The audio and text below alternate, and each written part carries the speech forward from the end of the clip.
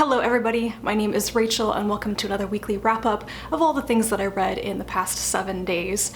I had kind of a bonkers reading week, which I did not expect. I was looking at my list and thinking, how did I manage to finish all these things in 1 week?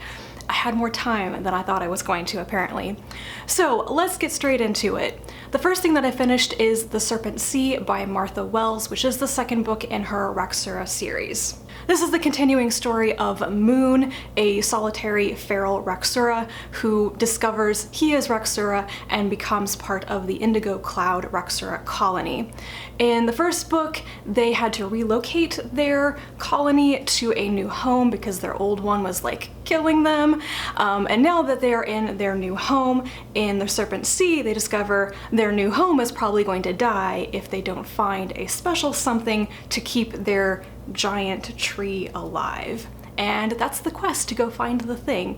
It ends up with a really interesting city built on the back of a sea leviathan. And yeah, there are actual problems with that. I thoroughly enjoyed this just as much as the first one.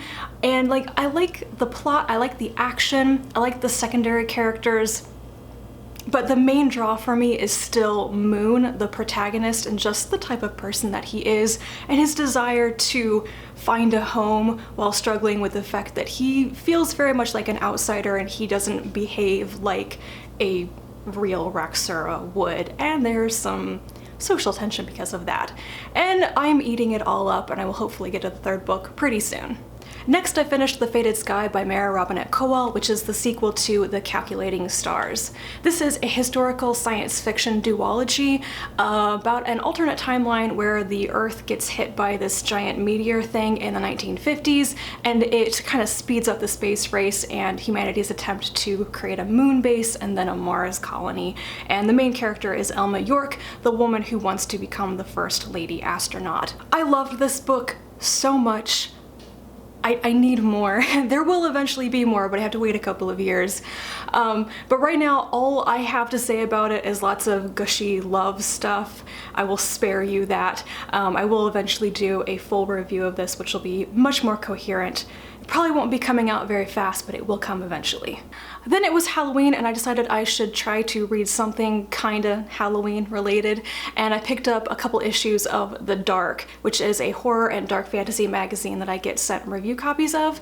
So I thought it was probably high time I actually read some of them. So I read the June, July, and August 2018 issues, I believe. They're very short, they're only 4 stories in each one, so I read 12 stories and half of them are reprints. And it was okay. I thought most of the stories were okay, and that's not because they were okay, it's just because I don't like reading horror, and I'm not the right person to try to, objectively review horror stories. The ones that I liked out of these issues were the ones that were less scary, less violent, less graphic. So there were a couple stories that I actually did like. The one that really stood out to me was The Crow Palace by Priya Sharma, I think. If I got that name really wrong, I will correct myself down below in the description. This was kind of like a take on a changeling story, except with crows. It was really interesting and not outright scary, which is probably why I enjoyed reading it. The other one that I quite liked was a reprint from A.C. Wise, a story about kids in a neighborhood discovering a ghost hunting app, kind of like Pokemon Go, but collect the ghosts instead of the Pokemons or whatever. I don't actually know anything about Pokemon Go. But in the course of discovering ghosts in their neighborhood, they start telling each other scary stories of people who supposedly died in their town, and then the main character's younger brother goes missing. And it was one of those stories that it was actually chilling, but it was more in the implications rather than the outright scary stuff, and that is the kind of scary story I can enjoy. So I'll probably read more issues of this magazine. I have them on hand. And as much as I don't like horror, this magazine does print original and reprinted stories by a bunch of authors that I enjoy and that I follow in other genres, so it's probably worth reading some of them. Not sure I'll read entire issues, but I will cherry pick, I suppose. And then also on Halloween, I read a cute little kid's book. This is Little Red Rodent Hood by Ursula Vernon. It is the 6th installment in the Harriet the Hamster Princess series for younger readers, and I adore these books. They're basically all retellings of fairy tales and folk tales, but with Vernon's like trademark practical twist. And I really love it when she does that. I can't necessarily say that like fairy tale retellings is a buzzword for me, but I do actually like what Vernon does with fairy tales.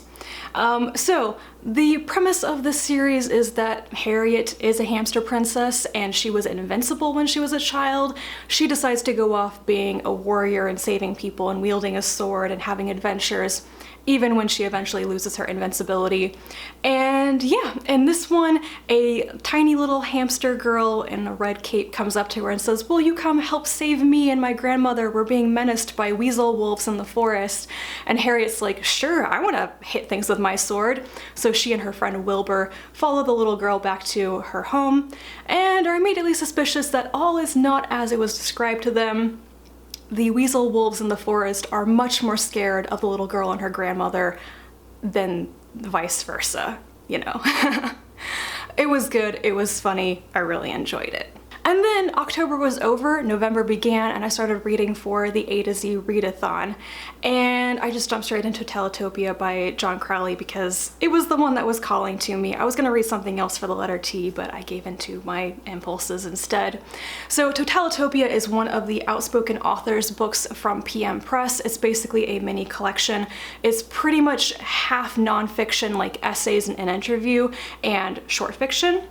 And for me, the highlights from this were all the essays, the nonfiction bits. The interview with the author at the end was very interesting, and the essays that are reprinted in this were just cool topics like utopias and predicting the future in science fiction and why so often we get the future really, really wrong, and is it possible to actually predict the future in fiction? And then there's a whole essay about like Russian cosmism, and I didn't think I'd be interested in that, but it was actually pretty fascinating.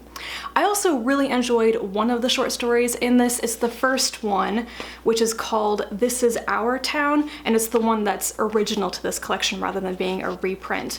And this one really surprised me. Like, it's pages of a woman talking about growing up in this small town and basically the life of Catholics. It's very heavily about Catholicism and belief and prayer. And then there's this bit at the end, like it's building up to this, where she basically says something like, "And now I'm an adult and I wish that I was young again and I could believe that I could change the world, that I could fix things just by praying, and I can't believe that anymore." And I almost started crying. Like, I went from, this is an okay story, to, oh my god, I'm gonna cry in about a paragraph. And sometimes that happens. Sometimes something in a story will just hit you like a bolt from the blue, and yeah, it was good. So this was a very good collection. I'm glad I started with it. Because then I read Arslan by M.J. Engh, and I hated this book, and I really despised the experience of reading it. It made me feel physically ill, and I felt like I needed to scrub my brain out with bleach when I finished it. Arslan is about a rising tyrant from the Middle East who begins to conquer the entire world. He invades the US, which very quickly capitulates to him. He rolls up with his soldiers into kind of a small Midwest American town called Craftsville. He goes straight to the middle school, takes all of the children hostages for the good behavior of the adults in the town, and then he rapes 2 of the children in front of the school staff, his soldiers, and the parents. And then the book spends a lot of time trying to eventually get the reader to sympathize with a guy who is a rapist and a murderer and a tyrant. Like, I think that's actually the point of the book in many ways, is to have him do horrible, horrible things at the beginning and then to slowly trick the reader into sympathizing with his fallen state by the end. Except if you're like me and you think child rape is really, really terrible, the whole book is just nauseating. Because it doesn't end there. The very first chapter shows the rape of 2 children, and then it keeps happening. There's a bit near like the second half of the book where one of the characters is narrating when this guy, Arslan, comes back to Craftsville, and he literally sleeps with a child girl every single night. Like, he goes through all of the little girls in the county. And nobody comments on how horrible that is. Instead, there's this offhand comment like, and then there was one night when he didn't rape a little girl, and all the little girls probably wondered why they didn't get a chance to do it. And I was like, are you kidding me? That's sick. So not only is this book packed with rape and sexual violence and murder, it's very specifically about like the sexual abuse of children, and the attitudes towards the victims of this violence is basically blasé. We're gonna turn a blind eye. We're not gonna get really worked up about it. Oh, all of our daughters got carted off to sexual slavery in brothels in other countries. Yeah, we're not gonna do anything about that. And then one of the narrators of the book is one of those children that Arslan rapes in the first chapter, and it follows him growing up as he comes to fall in love with his rapist, who is essentially holding him captive and raping him repeatedly over the years. It pretty much culminates with the entire town welcoming this dude back after years of him devastating the world and sterilizing the world population. Oh, and the bit where he raped all their children. And they're like, oh yeah, well, it's a new day. We're gonna help you rebuild the school and, you know, go live in the place where all this started, and we're cool. It was basically garbage. If you ignore that stuff and you're like, okay, content aside, what is this about? Maybe it's a thought experiment about how people would react, like how would Americans react if we were invaded in this way? The problem is that it's not realistic at all. The scenario is implausible. The way that Arslan rises to power and starts taking over the world is entirely implausible. It doesn't make any sense.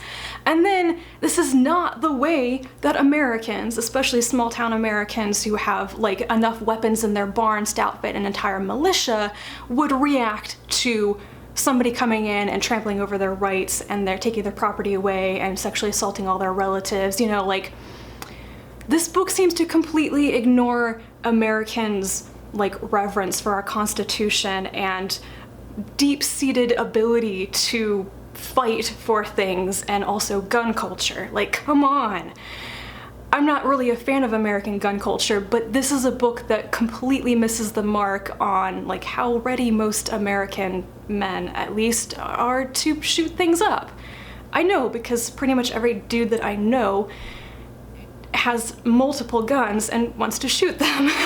So it fails on so many levels. The only thing that it doesn't fail at, in my opinion, is being well written. I think that it's actually a competently written and told story, but it's so unpleasant to read. Don't read this. And then I just really needed a palate cleanser, so I jumped straight to Competence by Gail Carriger for the letter C. I am so glad I did, because these books by Carriger are just reliably fun and silly. They are ludicrous and ridiculous, and it knows that it's being ridiculous. It's so much fun. So this is actually the 3rd book in the Custard Protocol series, which is about like the 2nd generation of characters in the Parasol verse. The main character of the series is Prudence, and she's the daughter of Alexia and Macon from the first series that began with Solus. And her best friends are the twin children of Ivy Tunstall, who is the best friend of Alexia in the previous series. So I really enjoyed this because, well, it was exactly what I needed at the time. That goes a long way. But also, this switches the POV characters from Prudence to her best friend Primrose and Primrose's twin brother Percy. And I really liked that. For some reason, Prudence just isn't my favorite character, and I feel like stories from her perspective are almost trying too hard to repeat the Alexia effect. Like, Prudence is kind of Alexia 2.0, and if I want to read about a character like that, I will read about Alexia. But there's just something about Prudence that kind of gets on my nerves. Plus, I'm not really down with her romantic relationship. I don't like Kesnel. He really turned me off in the first couple of books. So the fact that this was all about Prim and her budding romance with Tasharit, who is a were-lioness, and then Percy, who is one of the more difficult characters, and people keep yelling at him for being rude and everything. I like him a lot, and I actually like Primrose quite a bit as well. So it was just a refreshing change of POVs. I cared quite a bit about their storylines, and also it was just great that the story went somewhere else. Like, the setting was brand new. It begins in Singapore and it ends in South America in the Andes, and it was such a welcome change of scenery. It was nice to get away from everything being on British soil, basically. So yeah, like 4 thumbs up, because 4 stars. Okay, that was really ridiculous.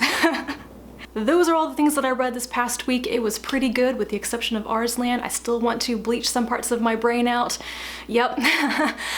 But I am now fully into reading for the A to Z readathon. I will hopefully do like a currently reading update for that at some point. But if I kind of disappear, or if my video schedule just gets very weird, that's because these next 2 weeks are going to be very busy for me, and I will probably use my free time to prioritize reading over making videos, because that is actually less stressful for me sometimes, and I'm going to need ways to relax over the next couple of weeks, but hopefully everything will be back to normal by Thanksgiving. I hope. So thank you so much for watching. I will talk to you again soon, and until then, bye.